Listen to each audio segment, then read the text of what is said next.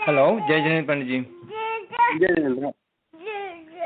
मंगलम भगवान विष्णु मंगलम गौतमो गणी मंगलम कुंद कुंदाद्यो जैन धर्मो सुमंगलम सर्वमंगल मांगल्यम सर्वकल्याणकारकम प्रधानम सर्वधर्माणां जैनम जयतु शासनम सिद्धं शुद्धं परमीय जिनेन्द्रवर्णेमि चन्द्रमकलङ्कं गुणरयणभूषणोदयं जीवस्य परुगणं मोक्षम्। पंच परमेष्टि भगवान की जय। परम पूज्य आचार्य गुरुवर विद्यासागर जी महाराज की जय। परम पूज्य मुनि श्री 108 विनीत सागर जी महाराज की जय। गुणस्थान के प्रसंग में जो छद्मस्त जीवों तक के गुणस्थान हैं, वहां तक का विषय पूरा हो गया था। फिर 13वें गुणस्थान का प्रसंग प्रारंभ हुआ था, जिसका नाम है संयोग केवली। संयोग केवली का अर्थ होता है जो केवल ज्ञान से सहित होने पर भी योग से सहित हैं, ये संयोग केवली कहलाते हैं। हम संयोग केवली को सकल परमात्मा इस नाम से भी कहते हैं। यहाँ सकल का मतलब है शरीर सहित, जो शरीर सहित हैं ऐसे उत्कृष्ट आत्मा। तो शरीर सहित उत्कृष्ट आत्मा सकल परमात्मा कहलाते हैं। हम संयोग केवली जी को अरिहंत भी कहते हैं। इसका मतलब है अरि माने शत्रु, हंत माने नष्ट करने वाले। तो जो कर्म रूपी शत्रुओं को नष्ट करने वाले हैं। कर्म रूपी शत्रु कौन है? जो घातिया कर्म रूपी शत्रु को नष्ट करने वाले हैं, उन्हें हम अरिहंत कहते हैं। और परम पद में स्थित हैं, इसलिए परमेष्टि हो गए, तो अरिहंत परमेष्टि हो गए। ऐसे करके 13वें गुणस्थान वालों को कई नाम से कहा जाता है। और भी इसकी विशेषताएं आपको बताई गई थी कि हम केवल ज्ञान को असहाय ज्ञान भी कहते हैं, और केवल ज्ञान भी कहते हैं, और अनंत ज्ञान भी कहते हैं, क्षायिक ज्ञान भी कहते हैं, प्रत्यक्ष ज्ञान भी कहते हैं। ये सारी चर्चा हो गई थी। केवल ज्ञान की प्राप्ति होने पर वे 5000 धनुष ऊपर चले जाते हैं, जहाँ पर गंधकुटी अथवा समवसरण की संरचना होती है। और अपन ने देखा था कि 4 घातिया कर्मों का क्षय होने पर 9 लब्धियों की प्राप्ति होती है। केवल ज्ञानी के भेद बताए गए थे कि उन्हें हम 2 कल्याणक वाले, 3 कल्याणक वाले या 5 कल्याणक वाले केवली इस नाम से जानते हैं। सामान्य केवली हैं, मूक केवली हैं, अनुबद्ध केवली हैं, अंतकृत केवली हैं, उपसर्ग केवली हैं। इन नामों से भी हम 13वें गुणस्थानवर्ती जीवों को जानते हैं। अब देखें 13वें गुणस्थान में कौन पहुंचते हैं। नियम से 12वें गुणस्थानवर्ती ही 13वें गुणस्थान में प्रवेश करते हैं, और 13वें गुणस्थानवर्ती नियम से 14वें गुणस्थान में पहुंचते हैं। 13वें गुणस्थान में जीव रहता है। जैसे अपन ने उपसम श्रेणी की बात की या छपक श्रेणी की बात की, तो यहाँ जीव चलता ही जाता है, मतलब 8वें से 9वें में गए, 9वें से 10वें में गए, 10वें से 11वें में गए, या 10वें से 12वें में गए। तो यहाँ पर अंतर मुहूर्त काल तक रहे और ऊपर चलते जाते हैं। जब हम 13वें गुण स्थान की बात करते हैं तो वहां जाकर के जीव रहता है। रहने का मतलब क्या है? रहने का मतलब ये है जितनी उनकी आयु बची है उस शेष बची हुई आयु प्रमाण तक जीव 13वें गुण स्थान में रहता है। बस अंतिम 5 ह्रस्व बोलने प्रमाण जो काल है उतना काल कम कर देना, क्योंकि उतने काल तक जीव 14वें गुण स्थान में रहता है। तो कोई एक जीव 13वें गुण स्थान में कितने समय तक रह सकता है? तो 8 वर्ष अंतर मुहूर्त में केवल ज्ञान की प्राप्ति हो जाए और एक पूर्व कोटि की आयु हो तो पूरे टाइम 13वें गुण स्थान में रहेंगे। हाँ, जब हम जघन्य काल की बात करते हैं तो जघन्य काल 13वें गुण स्थान का अंतर मुहूर्त प्रमाण होता है। उसके बाद में वो जीव नियम से 14वें गुण स्थान और फिर निर्वाण की प्राप्ति कर लेते हैं। अब बात यहाँ आएगी कि अंतर मुहूर्त प्रमाण काल जिन जीवों का 13वें गुण स्थान का बनता है उन्हें कोई विशेष संज्ञा दी जाती है क्या? हाँ, उन्हें अंतकृत केवली कहा जाता है। अर्थात केवल ज्ञान होने के अंतर मुहूर्त बाद जिन्हें मोक्ष की प्राप्ति हो जाए। ऐसे जीव 2 प्रकार के हो सकते हैं। एक तो सामान्य जीवन की बात है कि मुनि महाराज बन गए और आत्म साधना कर रहे हैं और आत्म साधना करते करते जीव में घातिया कर्मों का क्षय करके केवल ज्ञान की प्राप्ति हुई और मोक्ष हो गया। और दूसरी व्यवस्था बनती है कि किन्हीं पर मुनि महाराज की अवस्था में उपसर्ग आया, और उपसर्ग कैसा आया? शरीर घाती उपसर्ग आया। तो शरीर घाती उपसर्ग हुआ और उनके परिणाम अत्यंत विशुद्ध बन गए और उन्हें केवल ज्ञान की प्राप्ति हो गई।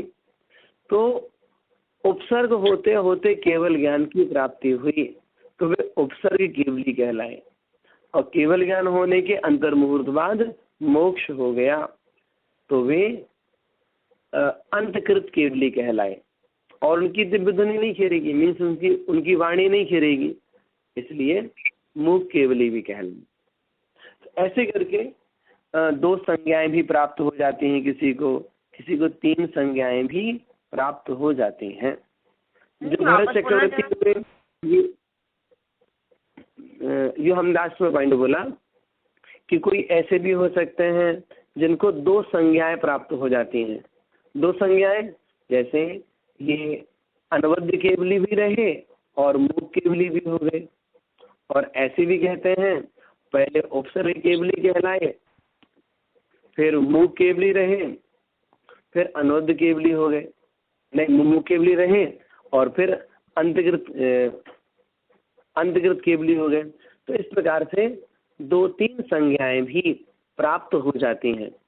तो हम देखें 13वें गुण स्थानवर्ती जो तीर्थंकर जी हैं उन तीर्थंकर जी को हम किस किस नाम से जान सकते हैं? ठीक हुआ विषय? वो मूक केवली का तुमने मीनिंग कुछ बताया ना, अंतर्गत केवली का वो बताना जरा। हाँ, मूक केवली की मीनिंग क्या होती है? केवल ज्ञान होने के बाद में जिनकी देशना नहीं होती है, अर्थात जिनका उपदेश नहीं होता है, ऐसे केवल ज्ञानी को मूक केवली कहते हैं। तो अब महावीर स्वामी 6 महीने तक मूक केवली रहे, ऐसा कह सकते हैं? नहीं, हम महावीर स्वामी जी की बात नहीं करेंगे। मूक केवली का मतलब ये होता है केवल ज्ञान होने के बाद उनकी वाणी खिरेगी ही नहीं, उस अपेक्षा से मूक केवली संज्ञा है। पूरे जीवन की बात यहाँ पर है। मतलब जितनी उनकी आयु बची है वो पूरी आयु में कभी भी उनकी देशना नहीं होगी। हम बार बार आपके सामने देशना शब्द कह रहे हैं, दिव्य ध्वनि शब्द नहीं कह रहे हैं। ये विषय ध्यान में रखिएगा। जितने भी तीर्थंकर होते हैं, तीर्थंकर जी की दिव्य ध्वनि नियम से खिरती ही खिरती है। क्या कहा गया है कि तीर्थंकर नाम कर्म का आश्रय बंध करने वाले जीव जब मुनि बन करके छपक श्रेणी आरोहण करके केवल ज्ञान की प्राप्ति करते हैं तो उनके भव्य समव शरण की रचना होती है। तो उस समव शरण में अष्ट प्रातिहार की व्यवस्था भी बताई है। अष्ट प्रातिहार्यों के अंतर्गत दिव्य ध्वनि आती है। तो जितने भी तीर्थंकर हैं उनकी कम से कम 8 वर्ष तक तो दिव्य ध्वनि खिरती ही खिरती है। ये जघन्य काल है। अधिक काल हो तो वो भी हो सकता है। तो हम महावीर स्वामी जी की बात करें तो 42 वर्ष की उम्र में केवल ज्ञान हुआ और 72 वर्ष की उम्र में मोक्ष की प्राप्ति हुई। तो महावीर स्वामी जी की दिव्य ध्वनि कितने समय तक खिरी? तो बोलेंगे 30 वर्ष तक खिरी। उसमें प्रारंभ के 66 दिन कम कर देना। तो क्या निरंतर खिरती रहती है? तो कहा गया है नहीं। जो तीर्थंकरों की दिव्य ध्वनि है वह दिन रात में 4 बार खिरती है। प्रातः 6 बजे, दोपहर 12 बजे, सायंकाल 6 बजे और रात्रि 12 बजे। समवसरण में दिन रात का भेद नहीं होता है। क्यों? ज्योतिरांग जाति के कल्प वृक्षों के कारण से उस पूरे स्थान पे हमेशा प्रकाश ही प्रकाश रहता है। वहां पर सूर्य का जो ताप है वहां तक नहीं पहुंच पाता। क्यों? जो भगवान के पीछे विशाल अशोक वृक्ष है, उस अशोक वृक्ष की छाया के कारण से सूर्य का प्रकाश वहां तक नहीं आ पाता। और कल्प वृक्षों में जो ज्योतिरांग जाति की कल्प वृक्ष हैं उसके कारण से पूरे समवसरण में प्रकाश विकसित रहता है। तो दिन रात का भेद नहीं है वहां पर। फिर भी ये कहा जाता है कि भाई 4 बार दिव्य ध्वनि खिरती है। तो उसके टाइम की अपेक्षा से आपको बताया गया सुबह, दोपहर, शाम और रात्रि। जब दिव्य ध्वनि खिरना प्रारंभ होती है तो 6 घड़ी तक लगातार खिरती रहती है। 6 घड़ी बोले तो 1 घड़ी 24 मिनट की, तो 6 घड़ी 2 घंटे 24 मिनट। इतने टाइम तक भगवान की वाणी खिरती रहती है, लगभग 2.5 घंटे से कुछ कम। तो तीर्थंकरों की तो दिव्य ध्वनि खिरती ही खिरती है। जो ये वैसे मूक केवली का आता है ये सामान्य केवली की अपेक्षा से है। तो सामान्य केवलियों में अथवा उपसर्ग केवली में अथवा अंतर्गत केवली में ये संज्ञा लग जाती है। और साथ साथ में हम मूक केवली किसे और कह सकते हैं? जैसे भगवान ऋषभ देव के पुत्र भरत चक्रवर्ती के पुत्र जो 923 पुत्र थे, उन्होंने भगवान आदिनाथ स्वामी जी के समवसरण में दीक्षा ली। अब दीक्षा लेने के बाद में उन्हें केवल ज्ञान हो गया तो किसी की भी देशना नहीं हुई और सभी ने मोक्ष की प्राप्ति की। तो कहा जाता है वे जो 923 पुत्र थे वे कौन कहलाए? वे मूक केवली कहलाए। अशोक भाई साहब। हाँ पंडित जी, हो गया? ठीक हो गया ना? एक प्रश्न और कुछ पूछ रहे हैं? हाँ पंडित जी, एक प्रश्न ये था जी कि दिव्य ध्वनि और देशना में क्या अंतर है जी? दिव्य ध्वनि और देशना इन दोनों में क्या अंतर है? दिव्य ध्वनि तीर्थंकरों की खिरती है, देशना सामान्य केवली की खिरती है। दिव्य ध्वनि को ग्रहण करने के लिए समवसरण में गणधर जी का होना अनिवार्य ही है। जिस जीव को गणधर बनना है अथवा जो गणधर बन गए हैं, ऐसे जीव जब समौ शरण में विराजते हैं तभी भगवान की दिव्य ध्वनि खिरती है।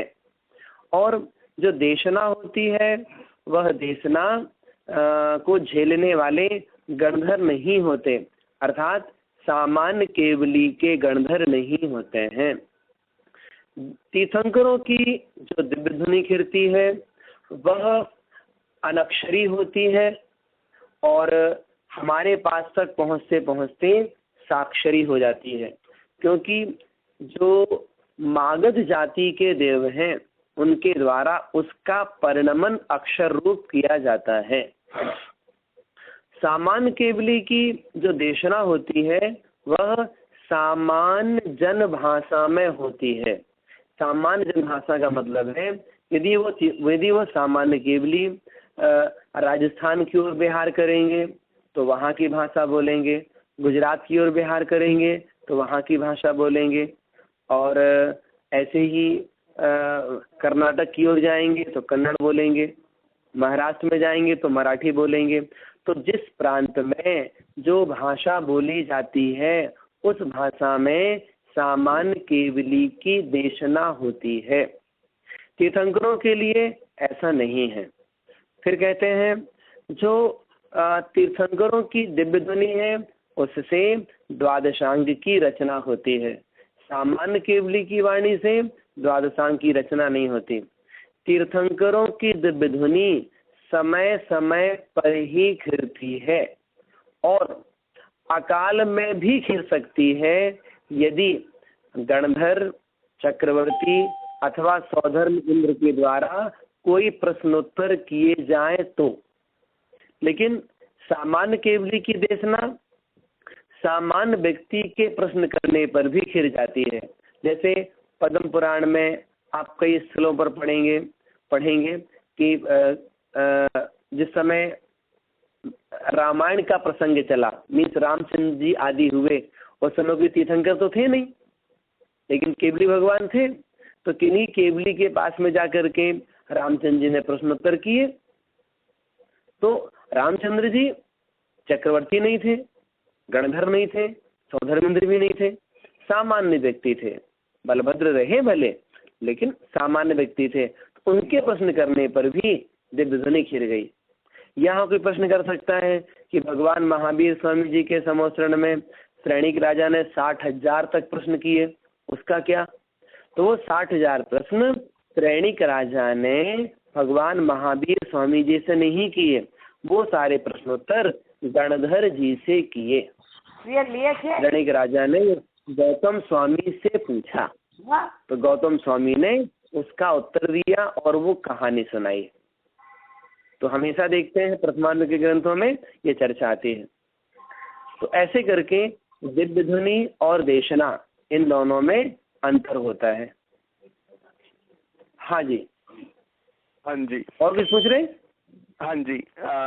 तो ये जो देशना हुई, अगर ये लोकल लैंग्वेज में है, क्या कहते हैं उसे, जो भी सामान्य प्रांतीय भाषा में है, तो इसका मतलब जो पशु पक्षी इत्यादि होते हैं, या फिर मान लो वो कर्नाटक प्रांत में दिव्य ध्वनि देशना खिल रही है और वहां पर कोई यूपी का चला जाए हिंदी वाला, तो उनको नहीं आएगी समझ में क्या? नहीं, उसकी समझ में भी आएगी। भगवान की वाणी ऐसी है, समझ में सबके आती है। उसका भी आचरण उदाहरण दिया है।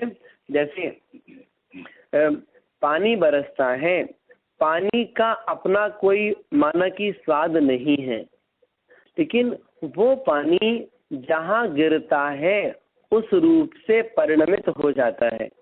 यदि पानी गन्नों के वृक्षों के पास गिरेगा उसका परिणमन मीठा हो जाएगा, वही पानी नीम के वृक्षों के पास गिरेगा तो कड़वा हो जाएगा, वही पानी नींबू के वृक्षों के पास गिरेगा तो खट्टा हो जाएगा। तो वैसे ही जो भगवान की वाणी खिरती है तो वो वाणी सुनने वाले लोग जिस भाषा को समझते हैं उस भाषा में उसका परिणमन हो जाता है। तो आपने अलग अलग भाषा क्यों बताई? इसलिए बताई कि उस भाषा के बहुजन लोग वहां पर पाए जाते हैं। इसलिए सामान्य केवली की वाणी जो मतलब प्रांतीय भाषा है उसमें घिरती है। अच्छा जी, ठीक है पंडित जी, समझ में पंडित आ जी नहीं समझ में आया। मतलब कि आपने बोला कि देशना जो है जिस प्रांत में उस हिसाब से होती है, तो वहाँ के जो पशु पक्षी है जो भी है त्रियंच, उनको समझ में आएगी ये? त्रियंचों के समझ में भी आती है। जो त्रियंच होते हैं, त्रियंच लोग भी भगवान की वाणी को सुनते हैं, समझते हैं और धारण करने वाले होते हैं। जैसे आपके देश में बहुत से लोग त्रियंचों को पालते हैं, जो वहाँ की लैंग्वेज है वो बोलते हैं, तो क्या उनके समझ में नहीं आती क्या? नहीं, वो समझ में आती है।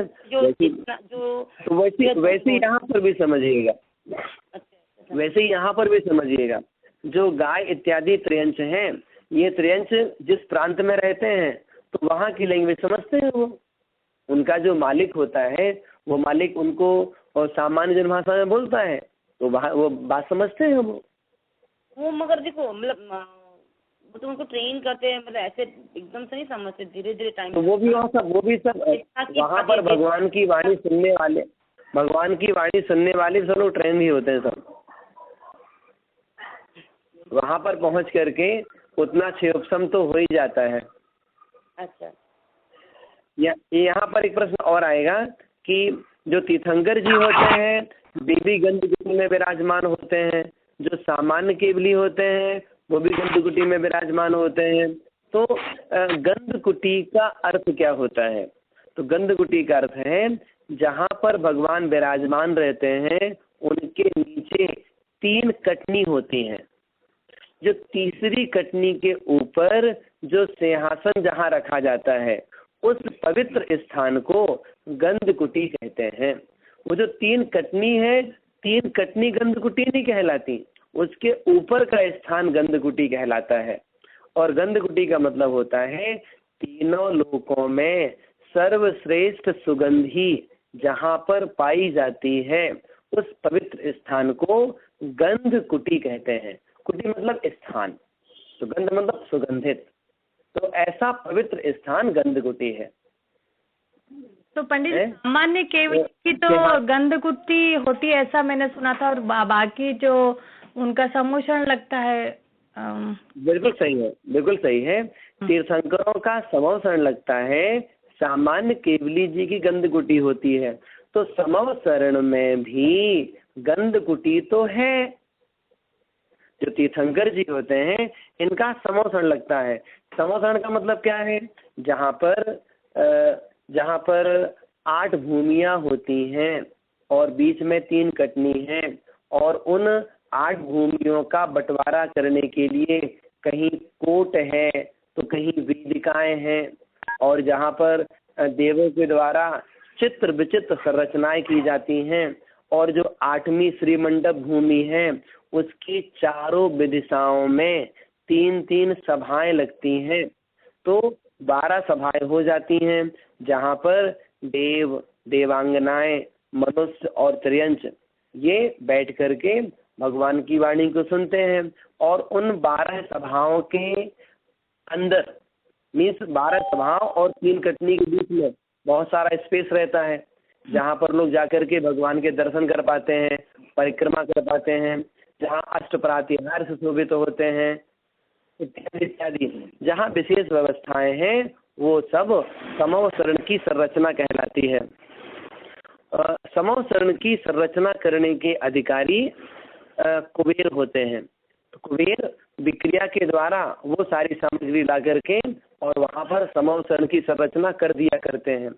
और जो सामान्य केवली की गंधकुटी की संरचना होती है, जहाँ पर सामान्य केवली हुए मीन्स उन मुनि महाराज को जिस क्षेत्र में केवल ज्ञान की प्राप्ति हुई है उस क्षेत्र में रहने वाले जो देव हैं वे देव आकर के गंधकुटी की संरचना करते हैं।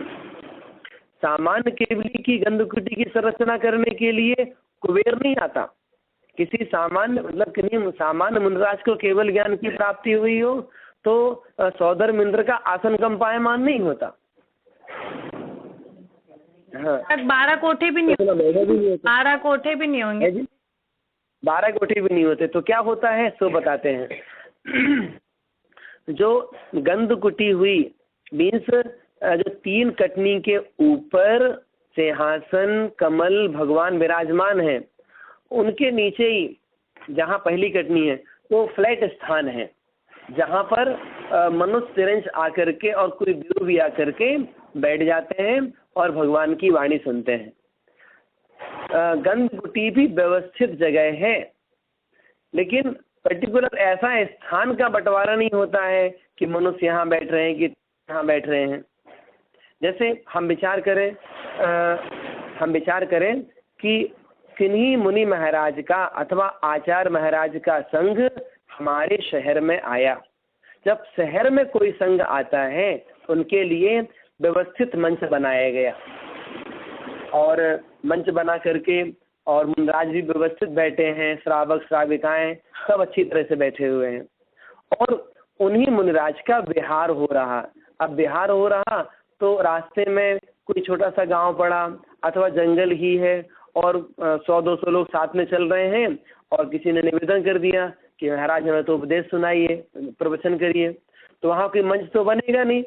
तो भाई एक छोटा सा एक सिंहासन रख करके उन आचार्य को बैठा दिया और हम सब लोग चारों तरफ बैठ गए। तो क्या हुआ, वो छोटा समवसरण वो गंध कुटी का रूप हो गया।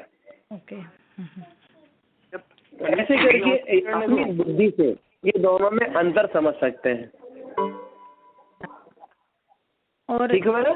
हाँ पंडित जी, और एक और क्वेश्चन था पंडित जी, जब वो मुनि महाराज रहते हैं 13वें गुणस्थान में तो शरीर रहता है उनका, तो उनका शरीर जो होता है वो आई नो वैसा होता है स्फटिक मणि का, तो वो मतलब कैसा होता है एग्जैक्टली आप बताइए।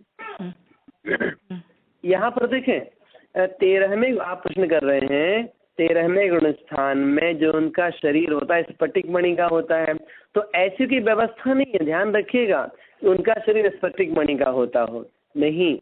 तो शरीर कैसा होता है, जैसा शरीर उनका छद्मस्त अवस्था में था वैसा शरीर ही 13वें गुणस्थान में अरहंत अवस्था में होता है। जैसे भगवान आदिनाथ स्वामी जी थे, भगवान आदिनाथ स्वामी जी स्वर्ण कलर के थे, तो केवल ज्ञान होने पर भी उनका शरीर स्वर्ण कलर का था।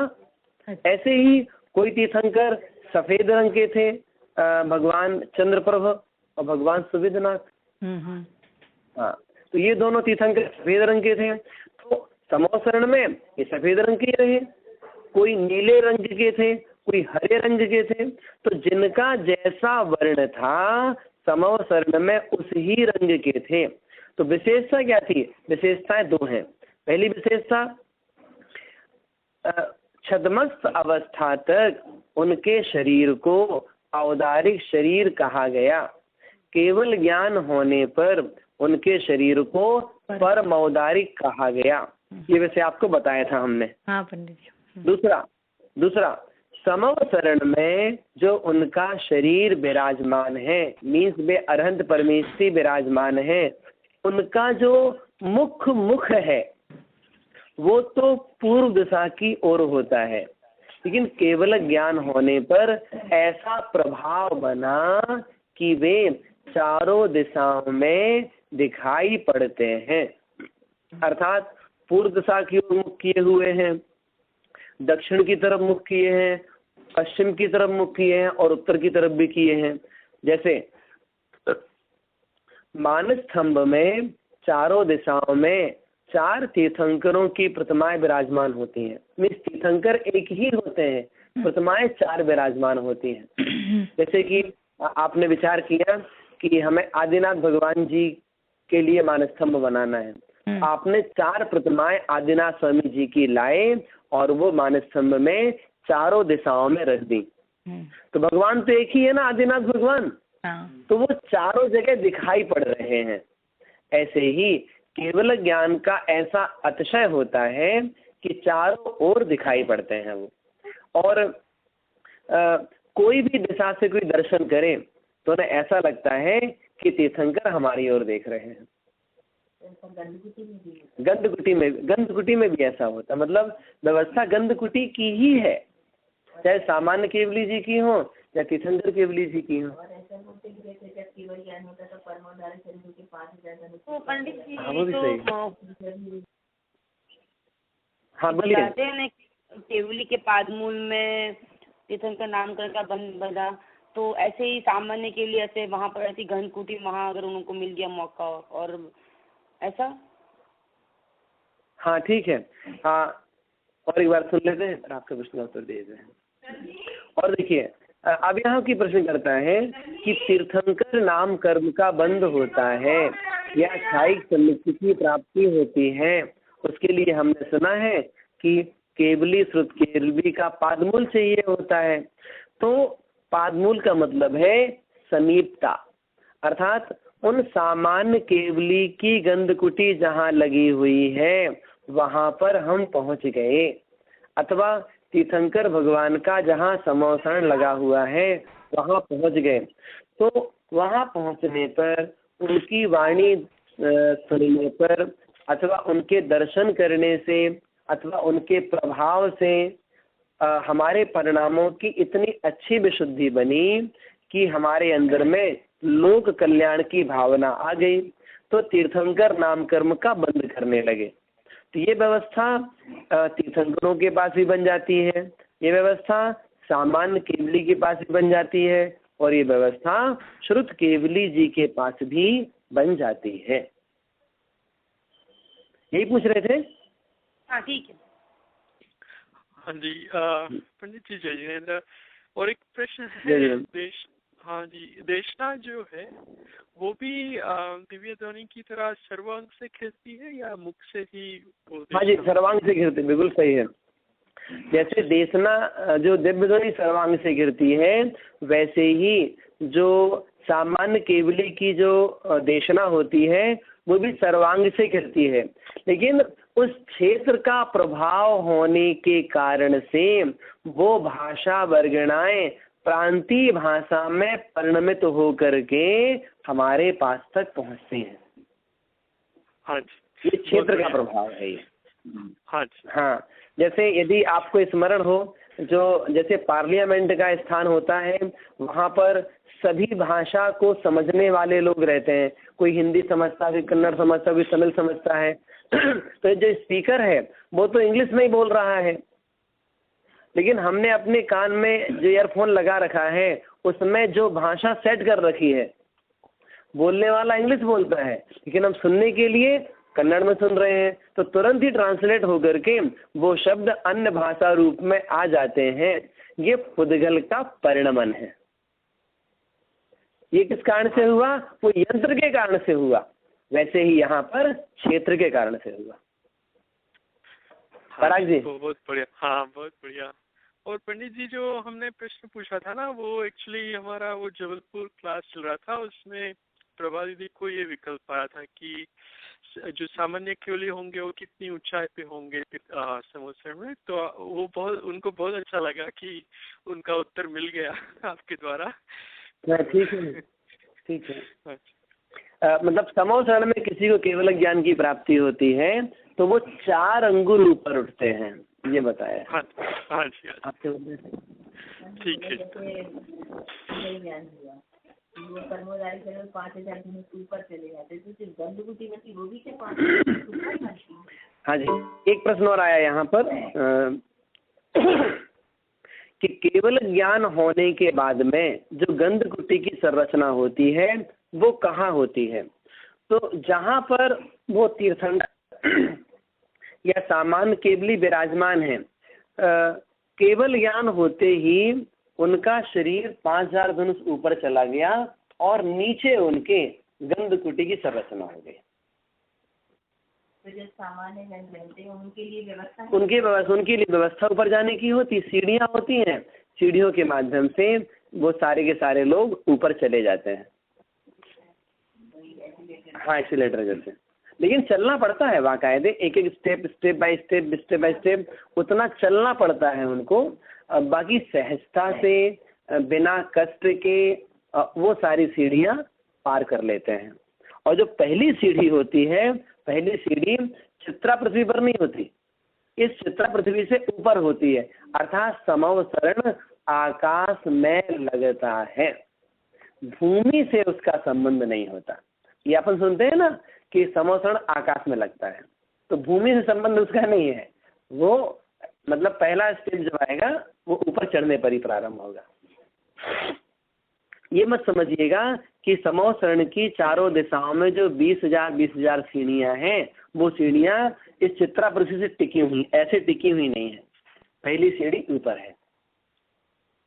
ऐसा कैसे होता है कि लोग ऐसे पर्सनल में सुनने में आता है ना कि जो समवसरण की जो बाहर की जो रचना है वो देख के लोग मोहित हो जाते हैं, वहीं अटक जाते हैं, आगे नहीं जा पाते हैं। ठीक है, अरे वो कैसे जाते हैं? ठीक है, वो कैसे जाते हैं? आप प्रश्न कर रहे हैं कि समवसरण में मतलब सीढ़ियों के माध्यम से कई लोग ऊपर तक चले गए, फिर वो भटक जाते हैं, तो वो अंदर तक कैसे जा पाते होंगे? ठीक है मीनाक्षी भाभी, प्रश्न आपका? नहीं, ऐसा नहीं। मैं क्या कह रही हूँ, अभी अपन मतलब समवसरण आकाश में है, बराबर? हाँ, चित्रा पृथ्वी से उसका कोई मतलब ही नहीं है। तो कहीं देखो आता है ना ऐसे कि लोग मतलब वहाँ बाहर ही अटक जाते हैं, जो उसकी रचना देख के हो जाते हैं। मतलब उसका उत्तर दे रहे हैं आपको, उसका आपको उत्तर देते हैं, सुनिएगा। समवसरण आकाश में है, इसका मतलब ये नहीं समझिएगा कि हमें वहां तक जाने के लिए स्थान नहीं है। समवसरण आकाश में लगता है, लेकिन जहाँ समवसरण लगा हुआ है वहां जाने के लिए सीढ़ियां नीचे तक होती हैं। उदाहरण के लिए जैसे भगवान आदिनाथ स्वामी जी, इनका समवसरण 12 योजन प्रमाण का था। 12 योजन का मतलब होता है लगभग 144 किलोमीटर। इतना बड़ा समवसरण भगवान आदिनाथ स्वामी जी का था। तो 144 किलोमीटर का स्थान जहाँ समाप्त होता है, वहां पर चारों दिशाओं में 20,000 सीढ़ियां हैं। उन सीढ़ियों के माध्यम से हम आप लोग ऊपर की ओर चढ़ते हैं। तो ऊपर पहुंचने पर हमने कहा कि हमने समवसरण में प्रवेश किया। जहाँ सीढ़ियां समाप्त हुई, उसके बाद सीधा एक रास्ता अंदर की ओर जाता है, जो सीधे अंदर जाकर के श्री मंडप भूमि में रुकता है, वो जहाँ भगवान विराजमान है। और इसके अलावा जैसे हमने प्रवेश किया, प्रवेश करने पर पहली भूमि आई, दूसरी भूमि आई, जैसे चैत्र प्रसाद भूमि है, लता भूमि है, उपवन भूमि है, ध्वज भूमि है, कल्प वृक्ष भूमि है, भवन भूमि है। ये भूमियां बताई जा रही हैं, ये बीच बीच के रास्ते हैं। तो इन रास्तों में अनेक प्रकार की सुख सामग्रियां हैं। तो जो लोग उन पंचेंद्रिय विषयों में अटक जाते हैं, तो वे लोग तो बस बाहर बाहर ही घूमते रहते हैं वो। और जिनके अंतरंग में कल्याण की भावना होती है, अथवा जो लोग समवसरण के पूरे स्वरूप को जानते हैं कि समवसरण तीर्थंकर जी का लगता है, वो मध्य में विराजमान रहते हैं, उनकी समय समय पे दिव्य धुनी भी खिलती है, कल्याण की बात तो वहां सुनने को मिलती है। जो लोग इन सब बातों को जानते हैं वो सीधे स्ट्रेट अंदर चले जाते हैं। और जो लोग उतना समझ नहीं पाते हैं, अथवा जिन्हें राग रंग में अधिक आनंद आता है, वे लोग बाहर ही अटके रहते हैं, और बाहर अटके रह करके वो सारे दृश्यों को देखते हैं और उन्हें लगता है हमारा टाइम तो पूरा हो गया, हमें अब लौटना है।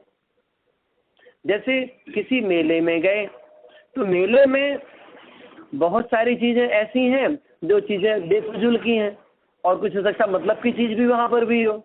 जो बेफजूल की चीजें थी उनको तो हम देखते रहे और मतलब की चीज कुछ नहीं ला पाए। ऐसे ही पंच कल्याण का अवसर चल रहा है, तो पंच कल्याणकों में हजारों लोग जाते हैं। तो जो उन जिन प्रतिमाओं की प्रतिष्ठा का कार्यक्रम जहाँ चल रहा है, हम वहां तक तो पहुंच नहीं पाए। तो कहाँ घूमते रहे, बार बार ही घूमते रहे। और हमें लगा हमारा टाइम हो गया तो लौटना है हमें, तो लौट करके अपने घर आ गए। तो ऐसे लोगों के लिए कहा जाता है कि समो शरण में जाकर के अन्य भूमियों में घूमते रहे, अंदर तक नहीं जा पाए, भगवान की वाणी नहीं सुन पाए और लौट आए। और कुछ लोग ऐसे भी हैं जो सीधे स्ट्रेट अंदर तक चले गए और जो सभा है मनुष्यों की वहां जाकर के बैठ गए, भगवान की वाणी गिरी, वाणी का लाभ ले लिया। तो भगवान की वाणी सुनने पर बहुत लोगों ने सम्यक्त की प्राप्ति कर ली और बहुत लोगों ने कहा अरे बार बार सुना है, इससे भी लाभ नहीं है, तो खाली हाथ भी चले आते हैं लोग। और बहुत से सम्यक दृष्टि होते हैं वे अपने सम्यक दर्शन को छाई कर लेते हैं। बहुत से लोग होते हैं जो दीक्षा भी ले लेते हैं, बहुत से लोग होते हैं श्रावक के व्रत ले लेते हैं। तो जिसका जैसा उपादान होता है वह निमित्त उस रूप से कार्य करता है। मीनाक्षी भाभी समझ में आया? हाँ समझ में आया। ठीक है, कुछ और पूछ रहे हैं कोई? हाँ पंडित जी, मुझे 2 प्रश्न है जी। हाँ बोलिए। एक तो ये जी कि तीर्थंकर कर्म प्रकृति का उदय 13वें गुण स्थान में ही होता है ना जी, पूरे 13वें गुण स्थान में? जी जी जी। हाँ, और दूसरा ये पूछा था आचार्य और उपाध्याय जो है वो श्रेणी नहीं चढ़ सकते ना, या चढ़ सकते हैं? 2 प्रश्न आप कर रहे हैं। पहला प्रश्न है तीर्थंकर नाम कर्म का उदय कहाँ से कहाँ तक होता है? तीर्थंकर नाम कर्म का उदय 13वें और 14वें इन 2 गुण स्थानों में होता है। अर्थात समवसरण की संरचना होना ये तीर्थंकर नाम कर्म के उदय का प्रतिफल है।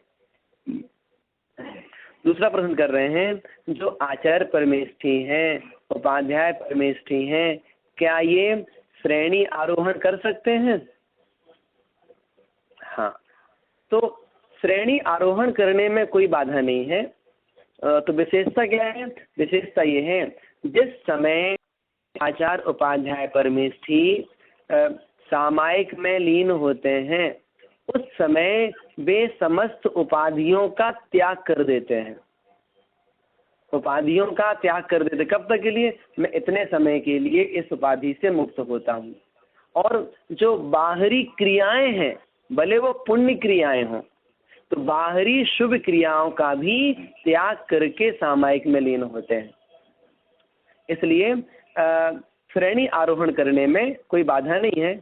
और आचार्य उपाध्याय जो पदवी हैं, जो उपाधियां हैं, ये उपाधियां धारण करने वाले भी जानते हैं कि संघ की व्यवस्था को चलाने के लिए बने हैं।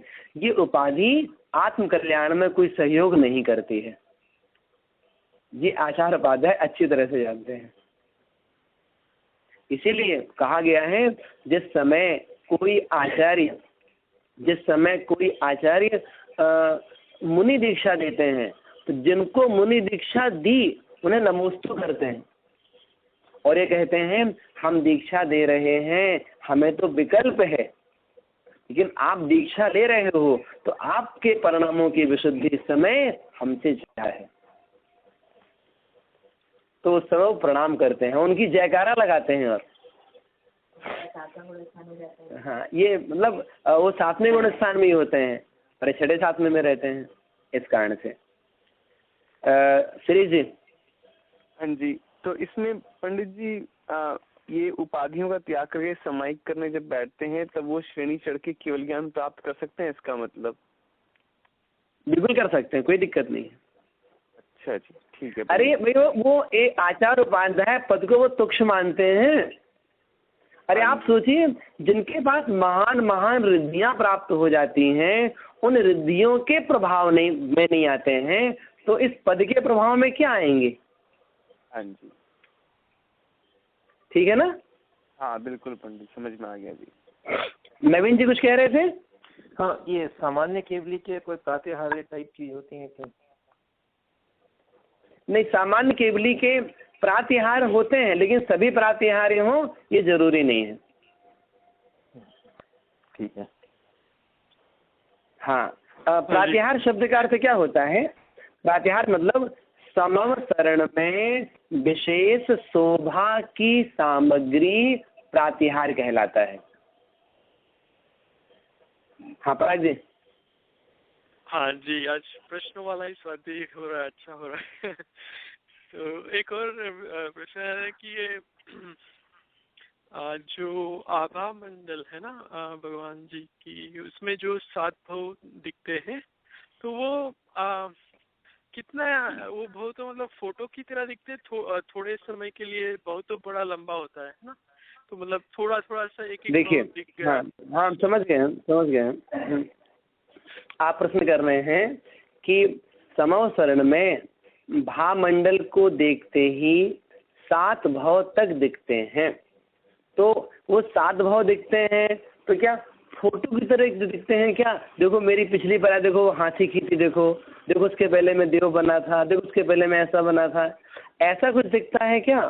और आने वाली पर्याय भी, अब देखो अगली पर्याय में वो देखो हम देवांगना बन रहे, वो देखो वहाँ खड़े हुए हैं, तो क्या होता है ये? तो इसके बारे में कहा गया है, ध्यान रखिए वैसे, इसके बारे में कहा गया है कि हमारे पास में मति ज्ञान श्रुत ज्ञान है। भामंडल के दर्शन करने से अथवा बावड़ी के दर्शन करने से, बावड़ी में देखने से जो 7 भाव की व्यवस्था है, उसका अर्थ क्या है? उसका अर्थ ये है कि वहाँ पहुँचने पर जिसके अंदर में ये जिज्ञासा होती है कि हम कहाँ से आए हैं, हमें कहाँ जाना है, हमारा संसार और कितना बचा है, ऐसा यदि किसी के मन में विकल्प उत्पन्न हो तो उस जीव के मति ज्ञानावरण और श्रुत ज्ञानावरण का इतना क्षयोपम विशेष हो जाता है कि उसे अपने पूर्व भवों का ज्ञान हो जाता है। कितने? 3 भवों का, वर्तमान 1 भाव का, और आगामी 3 भाव यदि उसके संसार के हैं तो ज्ञान उसको हो जाता है, और यदि मोक्ष प्राप्ति होनी अगले भाव में तो उसका ज्ञान नहीं होगा। तो उसे उसका ज्ञान हो जाता है, ये नहीं कि उसकी फोटो दिखाई पड़ जाती हो। ओके, हो गया, मतलब जाति स्मरण क्या जैसा हो गया।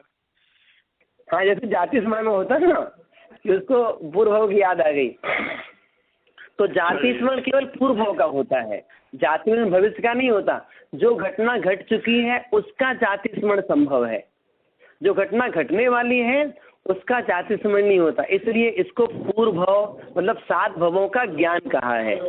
इन 7 भव में 3 पूर्व के, 1 वर्तमान का और 3 भविष्य के। पंडित जी, जो ये ज्ञान है ये अवधि ज्ञान में नहीं है, ये मति और शुद्ध ज्ञान के द्वारा ही? नहीं, अवधि ज्ञान में नहीं है, इसलिए हम मति ज्ञान शुद्ध ज्ञान के क्षयोपम की बात कर रहे हैं। अवधि ज्ञान के लिए उसको जानने की आवश्यकता नहीं है। हाँ, तो इसको अवधि ज्ञान नहीं बोलेंगे, ऐसा नहीं है कि उसमें अवधि ज्ञान हो जाए। हाँ नहीं, अवधि देखो, अवधि ज्ञान में वो चीज प्रत्यक्ष दिखती है। अच्छा, हाँ, तो यहाँ पर अवधि ज्ञान की चर्चा नहीं है, यहाँ पर मति ज्ञान श्रुत ज्ञान की चर्चा है। पंडित जी। हाँ जी, हो, हाँ बहुत बढ़िया, हो गया ना? चलिए, हाँ जी। और क्या कुछ उसी का है कि आगे बढ़े? भामंडल कैसा होता होगा? तो भामंडल का मतलब क्या होता है? भगवान तीर्थंकर गंधकुटी में जहाँ पर विराजमान रहते हैं, तो उनके वहाँ विराजमान होने के कारण से उनके पीछे एक प्रकार की विशेष आभा बनती है। मतलब उनके शरीर के प्रभाव के कारण से एक सुंदर आभा बनती है, उस आभा का नाम भामंडल है। भामंडल का मतलब ये मत समझिएगा कि कोई पीतल का सर्कल को इनके पीछे टांग दिया गया हो, ये भामंडल का मतलब नहीं है। हम लोगों ने क्या किया, जब मंदिर में भगवान जी विराजमान करते हैं तो उनके पीछे एक पीतल का सर्कल टांग दिया और कह दिया इसका नाम भामंडल है। लेकिन वहां पर ऐसे कोई टांगने की व्यवस्था नहीं है। उनके शरीर की कांति पीछे जो आभा के रूप में बनती है उसका नाम भामंडल है। प्रश्न पंडित जी। जी जी, ठीक हुआ ना? हाँ, मगर पंडित जी सुना था कि जो प्रातिहार्य है वो तो देव रचना करते हैं प्रातिहार्यों की, और भामंडल प्रातिहार्य। हाँ, देव रचना करते हैं। देखिए बिल्कुल सही है कि देव रचना करते हैं। तो उनका जो शरीर है, उस शरीर के माध्यम से वो व्यवस्था पीछे की ओर बनती है। आप इसको एकांत से मत लीजिएगा कि प्रातिहार्यों की संरचना देव जी करते हो। जैसे दिव्य ध्वनि है, वो क्या देव खिलाते हैं क्या? हाँ, वो नहीं खिलाते, सही बात है जी, नहीं खिलाते ना। इस कारण हाँ। से मतलब ये एक व्यवस्था है, बताएं आपसे, ये व्यवस्था अपने अपने हिसाब से बनती है। कोई केवल ज्ञान का अक्षय होता है, कोई देवकृत अक्षय होता है, कोई उनके प्रभाव से बनता है, तीर्थंकरों के प्रभाव से ही बनता है कुछ। हाँ जी, ठीक हुआ? हाँ पंडित जी, समझ में आया जी। पंडित जी ऐसा कहते हैं ना, अपन लोग भी बहुत बार समोशरण में जाके आ गए हैं जी। तो इसमें भी कोई बाधा नहीं है ना। देखिए, पंच परावर्तन करते हुए अनेकों बार देव भी बने हैं, त्रियंच भी बने हैं, मनुष्य भी बने हैं, और देवों में भी 16 स्वर्गों तक गए, और ऊपर 9वीं ग्रेवक तक भी गए हैं। तो 16 स्वर्गों तक के जो देव होते हैं वो समोशरण में आते जाते हैं। तो समोशरण में जाने मात्र से थोड़ी कल्याण होगा। वहां जा करके भगवान की वाणी सुन करके जो श्रवण, ग्रहण और अवधारण होता है, वो अवधारण कल्याणकारी है। तो निमित्त तो कई बार अच्छे मिले, लेकिन उपादान की जागृति ना होने के कारण से उस निमित्त से हम लाभ नहीं ले पाए। कार्य की सिद्धि केवल निमित्त से नहीं होती है, कार्य की सिद्धि केवल उपादान से भी नहीं होती है।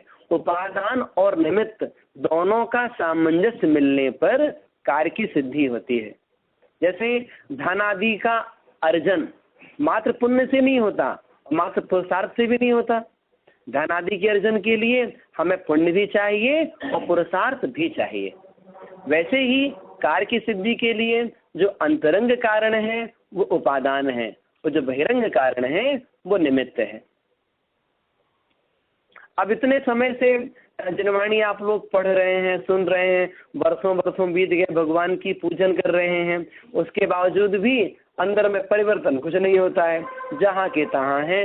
उम्र बढ़ती है तो परिग्रह के प्रति आसक्ति बढ़ती चली जाती है, उम्र बढ़ती है तो घर परिवार की जिम्मेदारियां बढ़ती जाती हैं, उसी में इन्वॉल्व होते जाते हैं, और धर्म भी खूब करते हैं, लेकिन मोह नहीं छूटता। तो वो अपने ऊपर है ना, वो कि अपना उपादान जागृत हो तो हम निमित्त से लाभ ले पाए। तो पंडित जी ऐसा होएगा, ठीक हुआ? फिर से बोलिए। उसका मतलब ये हुआ कि आभा मंडल है, वो आभा मंडल में व्यक्ति ने गया सबको अपना साथ वो नहीं किया, जिसकी उपादान शक्ति होगी वही अपना साथ को देख पाएगा। मतलब बराबर? बिल्कुल सही।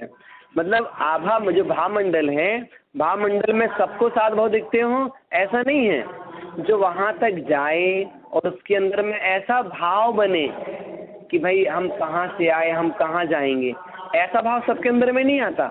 ऐसा भाव आए और किसी का उतना क्षयोक्षम बढ़ जाए उस समय, तो उसका मतलब ये होता ज्ञान हो जाता है कि अपन देखो ऐसा, तो जो निश्चय से देखा जाए, जो समझते हैं, वो पूरा अपन ज्ञान से बनी चीज है। तो जितना ज्ञान का सर्वक्षम बढ़ता जाएगा उस हिसाब से बनेगी बात। वही बात हुई। हाँ जी।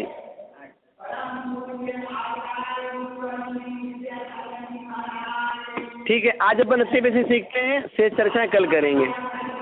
जावाणी के ज्ञान से सुजय लोकालो, तो वाणी मस्तक धरो सदा देत हो डोक। नौ बड़ा मुकार में